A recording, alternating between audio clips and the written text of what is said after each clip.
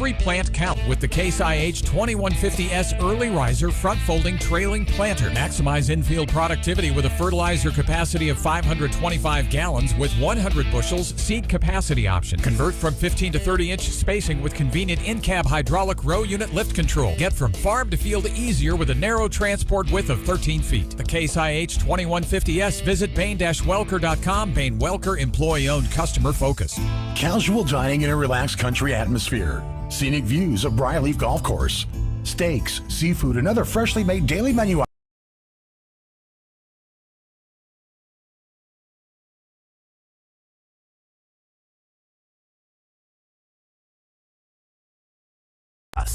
The views expressed on Sound Off are those of the host or callers and do not represent the opinion of 96.7 The Eagle, Spoon River Media LLC, or the sponsors.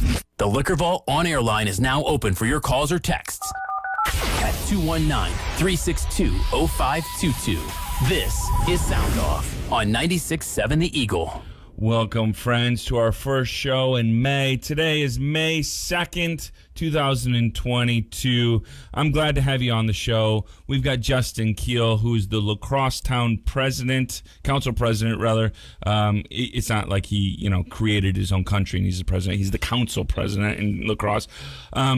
He's also the president of the board of NERPC, and he's running for LaPorte County Council in District 1. Welcome to the show, Justin. How are you? Good. Glad to be back. I'm glad to have you here today. Good to have you back. So you are in La Crosse. You run a media company down there. You've got a lot of stuff going on. Do you want to, we did talk beforehand, do you want to give your listeners an update on your water situation right now in La Crosse? Water situation. The water is back on. We had a little bit of a situation this morning. There was a big fire in Prairie Township and a little bit of miscommunication between the fire department, dispatch, and the town, and we ran out of water. So that's awkward and embarrassing a little bit, but it's Did back you shower on. Before you came in? Yes, Okay, yes, good, you're good. safe. Okay, good. It's good to know. So you decided to, I think we remember 4 years ago you ran. You were, I think, one of the youngest candidates ever running for LaPorte County Council. I think you still are one of the youngest candidates running for LaPorte County Council. You ran against Terry Garner. Terry's not running again. You got into the primary again. What motivated you to want to run again for LaPorte County Council? A lot of the same reasons I ran 4 years ago. I mean, I'm really passionate about Southern LaPorte County. I'm passionate about District 1, and I'm passionate about how we can move our county forward. And all the same reasons that I ran 4 years ago are still true today. Mm-hmm. So as you're out and about and you're meeting people, again, oftentimes people don't realize in primaries, you certainly want to talk to any voter, but oftentimes you focus some of your conversations, there's only so much time on voters in the primary that you're running in. What are you hearing? What are you seeing out there from the people when you talk to them? I think they have a lot of interesting ideas. It's always nice to get to talk with people and to get much further out into the county and into the areas where people sometimes don't get to meet with their local officials as nearly as often as they'd like. It's been pretty interesting. So you are running for LaPorte County Council District 1, and that covers a lot of the southern part of the county. If you've got a question for Justin Kiel, the Liquor Vault on-air line is 219-362-0522. You're also welcome to email me at soundoff@967theeagle.com. And we did find that if you don't like to email and you want to text, you can actually text that email. No, sorry, don't text that email. It was getting to me on Friday, apparently not anymore. So don't do that. Just call me, 219-362-0522.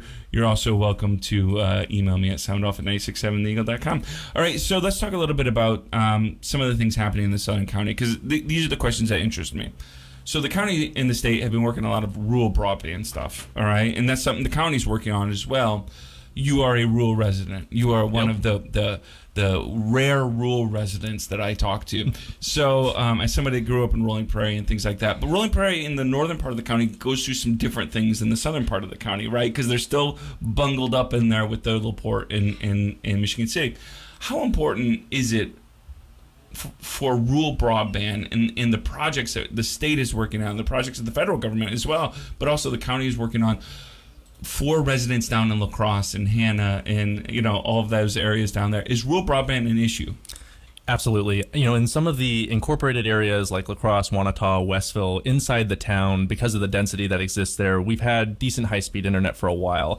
I've definitely noticed in the last couple of years we're seeing more competition, and that's absolutely great. It gives you options. It makes them all work harder.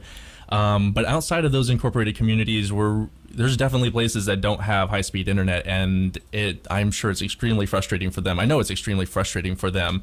And these projects are bringing us a step closer to more connectivity in places. It has to impact your economic development goals, again, and also when schools are shut down, right? And everyone's trying to get on the internet. I can imagine those teachers and educators and superintendents, these kind of things, were not loving a lot of the reality of that. I'm sure. I know a lot of them are relying on mobile hotspots for things, but in a lot of areas in the rural parts of our county, we don't even have great cell reception, which I curse Verizon every now and then, but...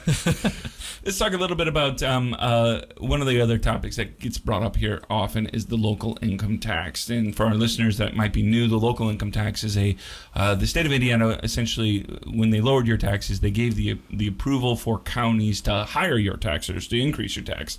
But that means that just because it's increased here in LaPorte County doesn't mean it'll be increased in Stark County, those kind of things. And in doing so, they created different elements for it to do that. One of them is they can increase your taxes for public safety needs, police, fire, EMS, these kind of things. The county is going to a public safety increase for local taxes. They went to all of the town councils, all these things, and said, what do you think? Can you guys get us a vote on your board? And then bring that back to us, because then it'll inform what our rural communities, these kind of things, think.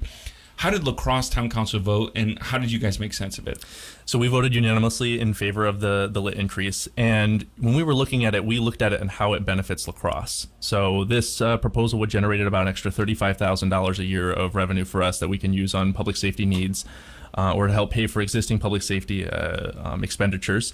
And in the case of La Crosse, we're one of those communities, not unlike LaPorte, that loses about 25% of our levy each year due to the circuit breaker caps. And I could talk ad nauseum about local government tax policy, but the issue here is, it's impacting us. And so this is a way to offset some of that and be able to provide more services to our residents.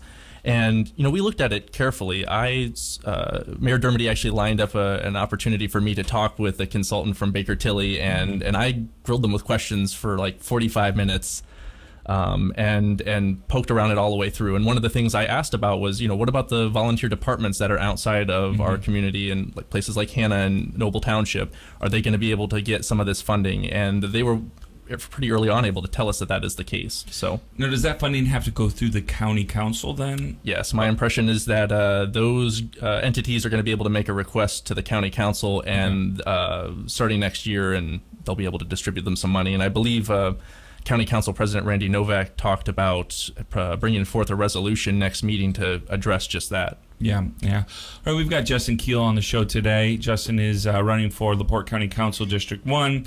Let's get to our first caller. Hey, thanks so much for calling and listening to the show. What's your question for Justin?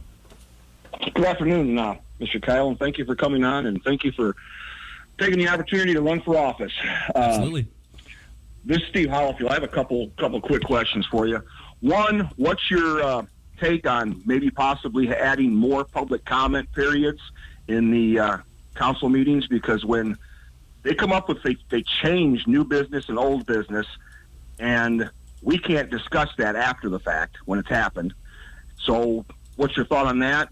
And two, on the broadband end of it, just like economic development, wouldn't it be better to go to the businesses that specialize in broadband internet and say, what can you do and what do you need, instead of giving it to the government, who always seems to manage to peel part of that off and go to lawyers' fees and studies and stuff like that? Thank you. Thanks for calling, Steve. So my impression about the funding for broadband is that these are grants that are being distributed to private broadband companies. So I think they're the ones that are implementing this. And the first question, a more public comment. This is something it's an interesting question. I am definitely passionate about public comment. As a journalist, the First Amendment is very near and dear to my heart. So people being able to speak their mind is important to me. In La Crosse, we often provide an opportunity for comment if we're going to pass an ordinance or a resolution or something that people might want to have additional public comment on specifically within the meeting. I think it could be productive to add that to certain issues, as has been done in the past sometimes with public hearings. Me personally, I think the agenda should be pretty much set as much as possible before the meeting so you're not having it change on people, but I know sometimes things come up. All right, we've got Justin Kiel on the show. The Liquor Vault on-air line is 219-362-0522. You're welcome to call me. Email me at soundoff@967theeagle.com.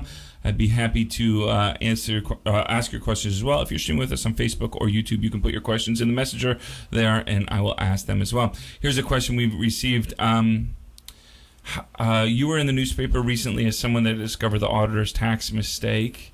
How can the county make sure mistakes like that, which impact taxpayers negatively, don't keep happening? And what are your thoughts on what happened? So I hope in the aftermath of this situation that we take a close look at making sure that those checks and balances are properly set up, that there's people looking at these reports, that there's a procedure, and that we put in place safeguards to make sure that these sort of things don't happen in the future. I know for me, when something goes wrong, I want to look at how do we make sure it doesn't happen again. So that's important. So things like procedural stuff, do we have enough checks and balances, these kind of things, especially before Absolutely. These things get sent out? Is that okay? We've got Justin Kiel on the show. If you have a question about South County and La Crosse, you're welcome to call us. If you got a question about his campaign, please do call us 219-362-0522. If you'd like to know what his opinion on something is, give me an email at soundoff@967theeagle.com. Give me a call 219-362-0522.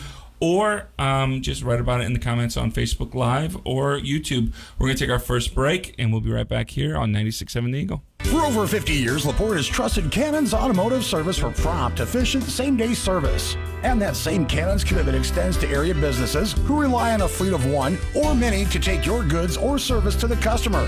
Whether it's the truck or trailer that needs maintained or fixed, trust Cannon's Automotive to maximize your productivity with same-day service. Now with 2 Cannon's locations, 710 Tyler Street and 909 Boyd Boulevard. With Cannon's Automotive, we fix everything. Hi, I'm Al Ott, Democratic candidate for LaPorte County Sheriff. Family is the most important part of our lives, my family and yours. When seeking an elected office, family commitment is so vital to the candidate. That's why I'm so very proud and fortunate to have the complete support of my wife, Jamie, of 25 years, and our 2 daughters, Riley and Ryan. They have encouraged me to seek the office of sheriff. It's been a welcome family decision and commitment. I respectfully ask for your vote and support on May 3rd. I'm Al Ott, and I approve this message. Hi, I'm Connie Grammarosa, and I'm running for LaPorte County Commissioner, currently serving on the County Council. As a conservative, I have always asked the tough questions, being fiscally responsible with your tax dollars. I will serve with honesty and integrity and be an ambassador for all of LaPorte County. Serving is not just a mission, it's my passion. I'm asking for your vote on or before May 3rd's primary. I'm Connie Grammarosa, and I approve this message. Hi, this is Andy Heineck, Democratic candidate for Sheriff of LaPorte County.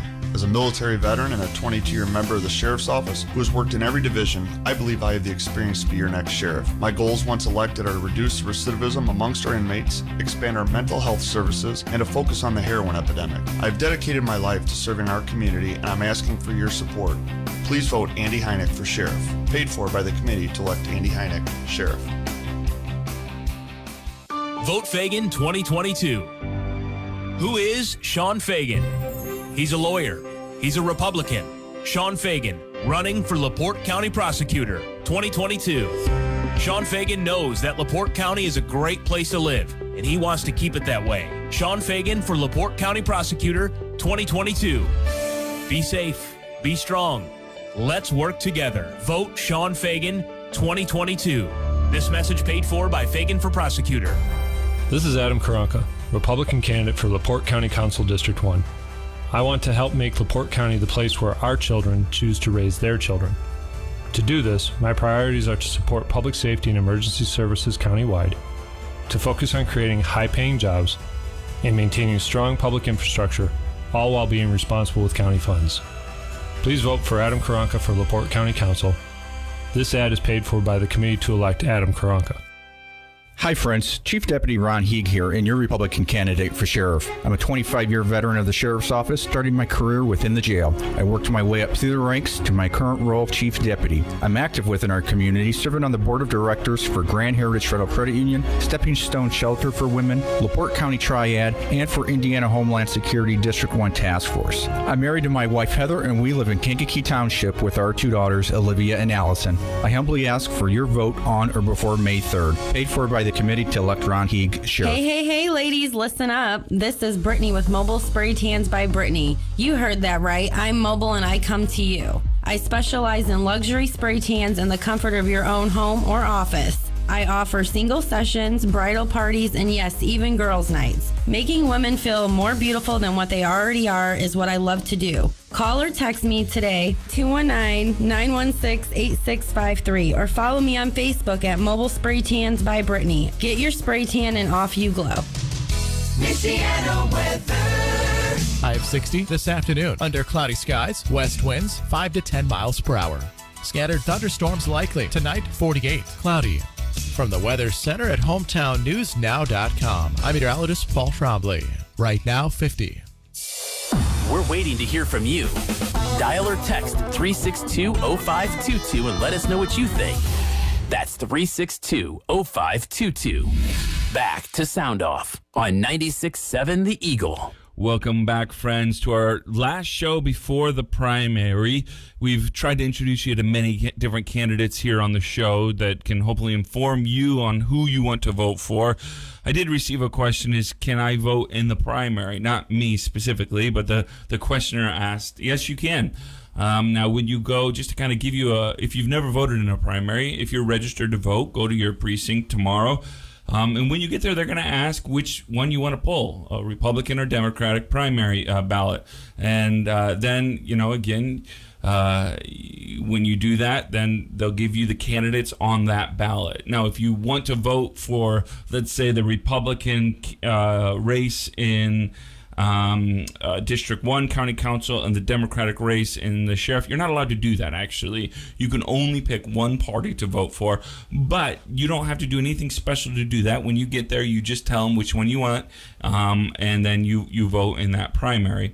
And if you're registered to vote, and you can go on and check your registration online, if you're registered to vote, you can vote in tomorrow's primary. So just want to encourage you to do that. And that website is www.indianavoters.in.gov. There we go. You can look at a sample ballot, find your polling location. Very handy site. That is a very handy site. So again, and I also wanted to tell you too, tomorrow at around 7, maybe a little before, it'll be after the Slicers baseball game.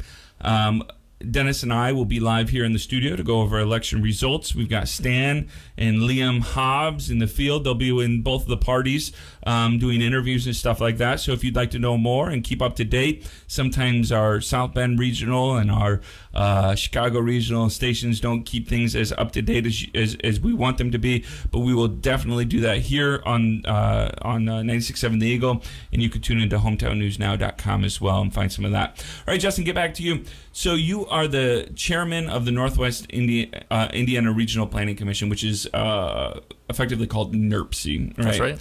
What is it that you do with NERPC? What does NERPC do?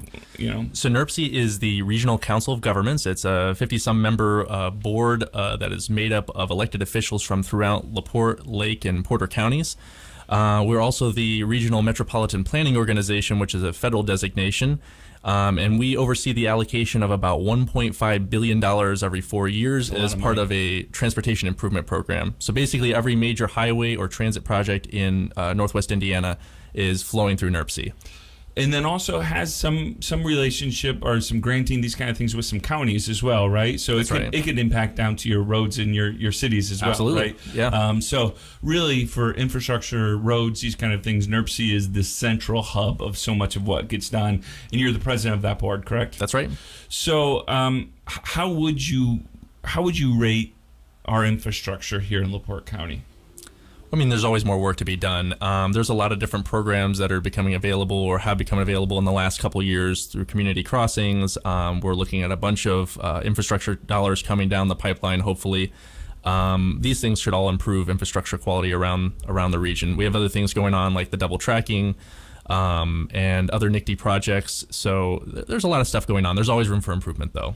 So as I drive around, I see the potholes just like everyone else does, and I know that we're always working towards them. So it's interesting. LaPorte County has a significant amount of potential infrastructure projects, right? That are broader than your pothole projects, so one of them is double tracking, these kind of things that's going on. Is NERC involved with double tracking at all? NERC is the conduit from which the money gets funneled into this. Okay. For a lot of different things. How do you make sense, again, if you're going to be on the county council, how do you make sense of the double tracking? Do you think ultimately, I know it's hard to envision because we don't see the double track yet, and there's always a lot of promises and things like this. You've been in a lot of meetings probably, you know a little more than most people about the double tracking project. Do you think ultimately it's going to be good for the county? I think I think so. I think it's going to spur development in Michigan City. It makes us more easily accessible to Chicago. I think that's a benefit for us. We've got Justin Kiel on the show. Justin's running for LaPorte County Council, District 1.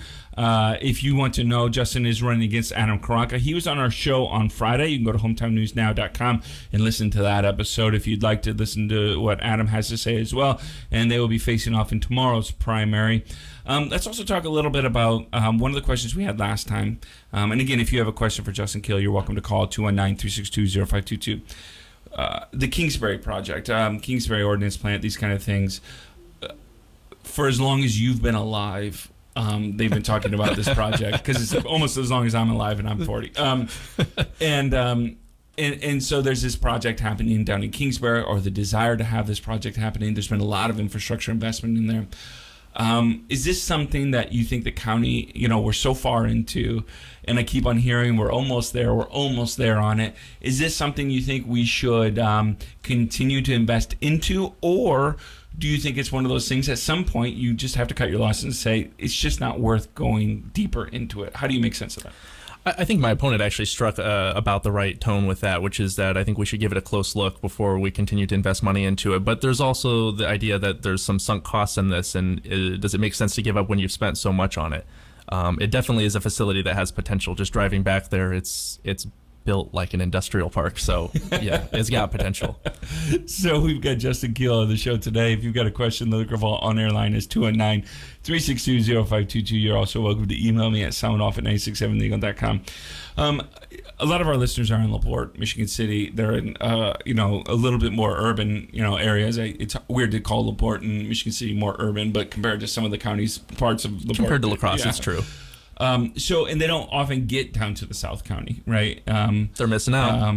I got to moderate a candidate forum down in Hannah and these kind of things. I really always love going down to areas like this.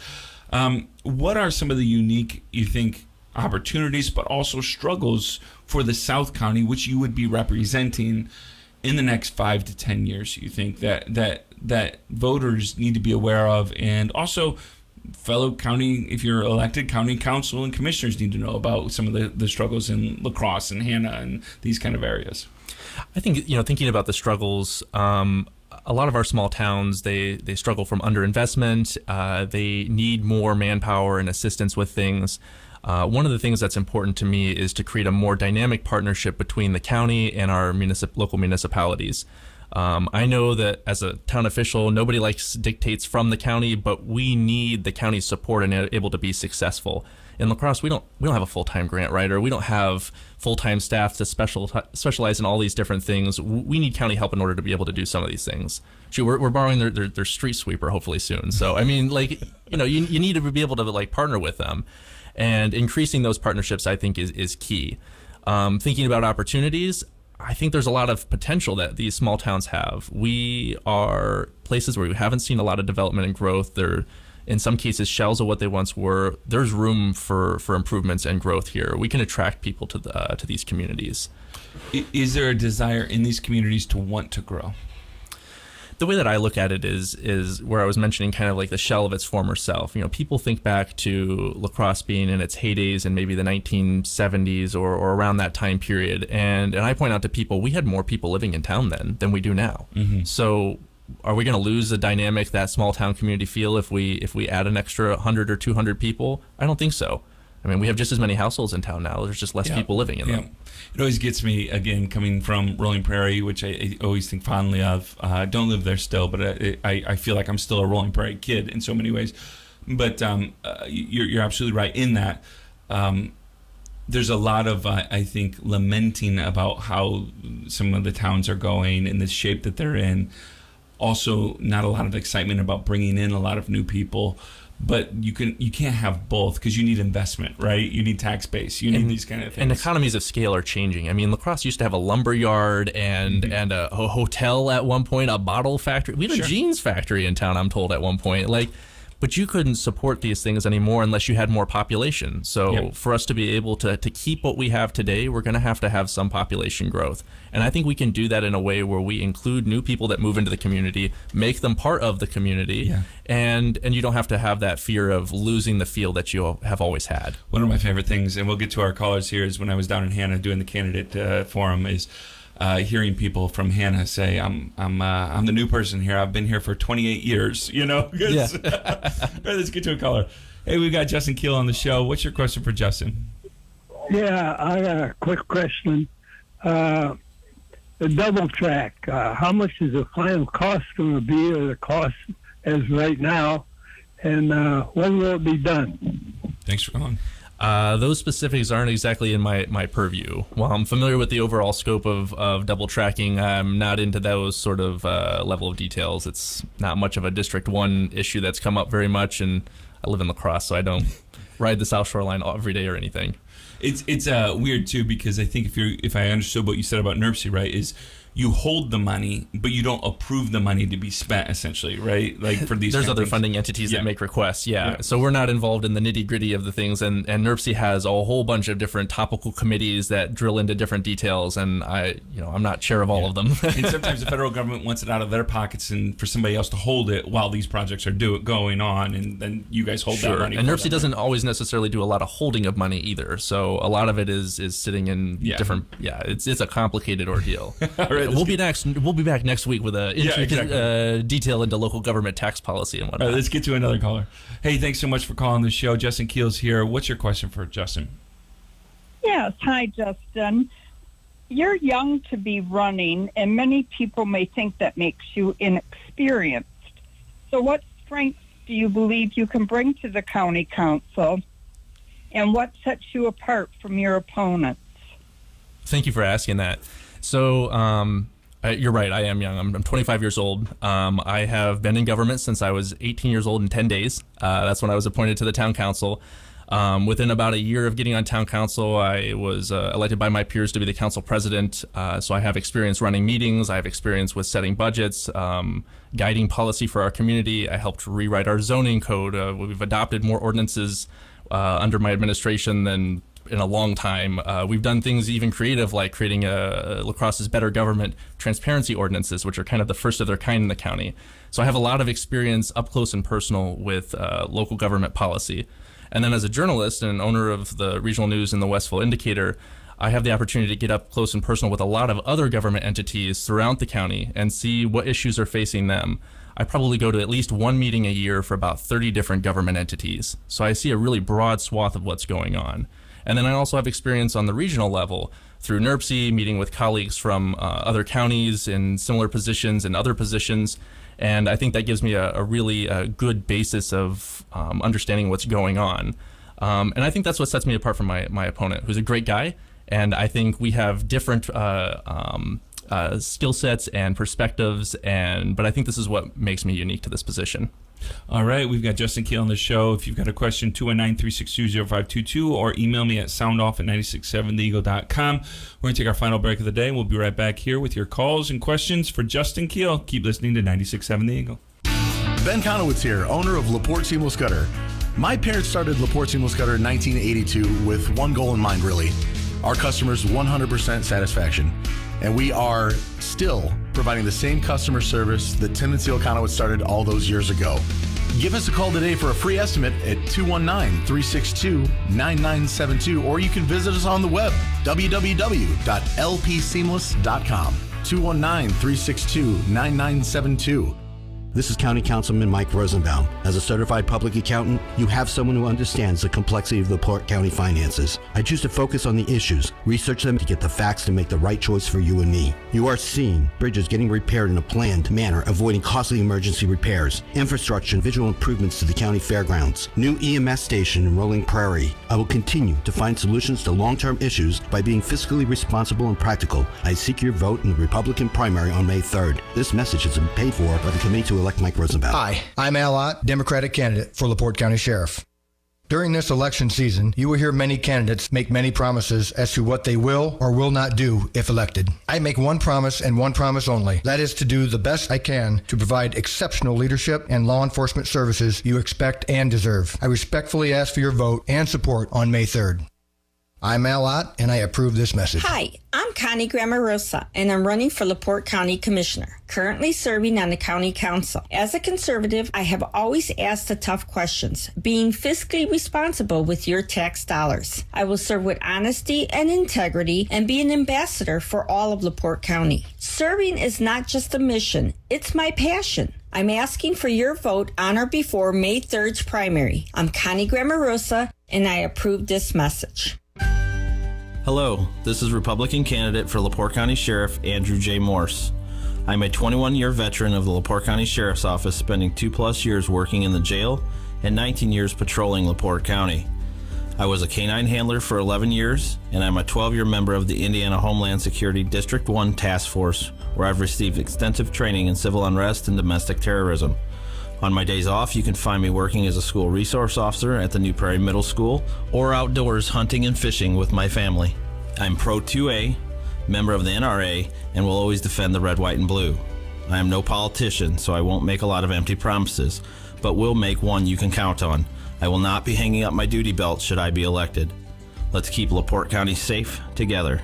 I'm Andrew J. Morse, and I hope you'll cast your vote for me on or before May 3rd, and I approve this message. Paid for by the committee to elect Andrew J. Morse for LaPorte County Sheriff. While too many politicians are all talk, Jim Pressel is taking action. As Joe Biden's disastrous policies are sending inflation through the roof and causing higher gas prices, conservative leader Jim Pressel is taking a stand and delivering real relief for Hoosier taxpayers, voting for the largest income tax cut in Indiana history, putting real money back in the family budget. Jim Pressel is also an outspoken defender of the unborn and is the only candidate in the race endorsed by Indiana Right to Life. Pressel also believes our liberty is worth defending and has stood against government mandates and for our individual liberties, including our Second Amendment. That's why Jim Pressel is endorsed by the National Rifle Association. Jim Pressel is the conservative leader who is fighting to defend life and liberty. Vote Conservative Republican Jim Pressel for State Representative. Paid for by Friends of Jim Pressel. Your opinion matters. We invite you to share it by calling or texting the Liquor Ball on-air line at 362-0522. That's 362-0522. Now, back to Sound Off on 96.7 The Eagle. Welcome back to our final segment of Sound Off here with Justin Kiel, who's the La Crosse town council president. Sorry, my words are jumbled. And he's running for LaPorte County Council in District 1. And if you have a question for Justin, we've got about 8 minutes left on the show. The Liquor Ball on-air line is 219-362-0522. You're welcome to call in. You can also email me at soundoff@967 The Eagle. I'd be happy to ask him a question for you if you'd like, but the phone lines are open. Here's a question I received. Will you disclose in your newspaper that you're running for office? How do you make sure that people know that you are a candidate? I mean, I try to treat myself as like equal to anybody else that's running in the for a race when I put stuff in the paper. When I did an announcement, a press release announcing my candidacy, I ran it. I sent it to the other news outlets as well, including you guys. My approach to things where there might be perceived to be a conflict is we put transparency disclaimers underneath it, so that way people know. I mean, some things it's just unavoidable, and so just be honest about it, and that's our approach. And we usually, if it's possible, we encourage them to check out, reporting in another outlet or minutes from a meeting so that they can go and check what I'm saying, basically. So as you look at the future of LaPorte County, And it's really interesting because we've got these different entities. We've got Michigan City, which is a large entity. We've got LaPorte, which is obviously a fairly large entity. And then we've got the county, and there's all kinds of small different governments, these kind of things. But those are the three major kind of drivers for so much of this. You're running for a position on the county council.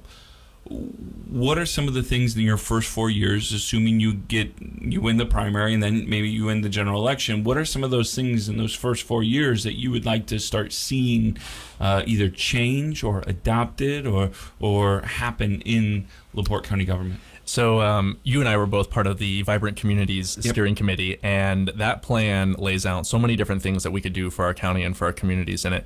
I think that should be our guide star for how we approach things in the next 4 years. We should be looking about how can we check these off? How can we in county government, maybe instigate some things, get them moving, get the ball rolling for some of these projects, even if they're not necessarily directly county things. I think that's the way to go. That was a plan that was created through multiple community sessions. Over almost 1,000 people had input in it. Yep. It's perfect. So one of the things on there, and one of the things that Mayor Dermody, who's going to be on the show on Friday, he's been wanting on the show, guys, for so long, for weeks and weeks. And I kept on telling them, it's the primary, dude. You're not running for office. You're going to have to wait your turn. But he does get on Friday. We're going to let him back on the show. But one of the things that the city of LaPorte's been talking about is quality of life indicators, right? That you used to maybe in generations past move to an area just for a job. But that's not the only indicator for people to want to move to an area. And the Vibrant Communities things talks about a little bit of the robustness of what makes people happy to live where they're at and how to get people there. Explain a little bit about kind of how you make sense of that, and also, what the Vibrant Communities kind of, for our listeners that don't know, how to explain that to them. How to explain the Vibrant Communities process. Project, it started 5 years ago, I'm thinking. I lost 2 years from COVID. There's a lot of years in there. Time means nothing. It was kind of slow getting started, but once it got moving, it was moving. And they went around, they talked to a bunch of different stakeholders, held a bunch of community listening sessions, and they gathered feedback about what people wanted to see in their communities. And then these are consultants that specialize in things like quality of place and economic development and looking at census data and things like that to make informed recommendations about how we might be able to move the county forward. So that's kind of how the process exists. Went, yeah. But what did they find in some of those things? There's a lot of different recommendations in there. I know one of the biggest things, so after that plan was done and it came up with like gobs of recommendations for different things. I think it was the Unity Foundation that held a kind of a session and was like, okay, well, like, what do you think is the most important? Like, it's kind of like one of those, put a sticker next to the thing that seems important. Yeah, we can't work on 60 things at once. Yeah, right? Maybe we should pick something to start with. And I remember housing was one of the big ones, and then they ended up doing a housing study, and that's been very helpful in identifying where we have shortcomings there. There's talk about like a housing trust fund and other things, downtown revitalization, which is something we're working on in La Crosse, actually. Then there's more nuanced things dealing with drug addiction issues. It is such a broad swath of different issues to be addressed in that plan. All right, final question here I received here. What are your thoughts on combining Tri-Township School with South Central? It's an interesting concept. I actually laid this out as a possible solution to some of the problems back when they were first talking about moving the school. I kind of coined it like the third option, that was worth exploring. The school board didn't really latch onto that or discuss it as much, but I think it's something that should be revisited sometimes. I mean, there are opportunities for efficiencies that can be gained, but there's also a lot of unique identities in those two school districts, and that's something that people in those communities should think about, and it's not a simple yes or no merger sort of thing. Yeah. Again, being from but a we small shouldn't community, be close-minded. People don't realize how much, even though it's a small community, how much pride can exist in how much the schools are built around that pride, right? Absolutely. So I'm sure that's a tough conversation to be had. Well, Justin, we've just got a couple minutes left. I'm going to give you, what do you want our listeners to know about your campaign? Give a final word for them. It's pretty open-ended. Yeah. Try not to cuss, but go ahead. Hopefully they'll cut it. Yeah. I'm running to provide a strong voice for Southern LaPorte County and all throughout District 1. And I believe in supporting our rural communities. I believe in supporting our county's employees, creating it to be a welcoming workplace that makes people want to work here and want to interact with us. And I believe it's important for the council to take a little bit more of an active role in setting policy and to use the power of the purse to incentivize action, outline priorities, and eliminate wastefulness. All right. Well, I want to thank you for being on the show. You're running against Adam Karanka. Again, he was on Friday. I wish you both good luck, and we'll be here on Tuesday giving the reports on Tuesday night around 7 o'clock. If you want to tune in and find out, where people are, fortunately, Heather Stevens in her office will be sending us up-to-date results so that you'll hear them as soon as we get them. Just tune into the radio, and we'll try to stream some of that as well. And then we'll update hometownnewsnow.com.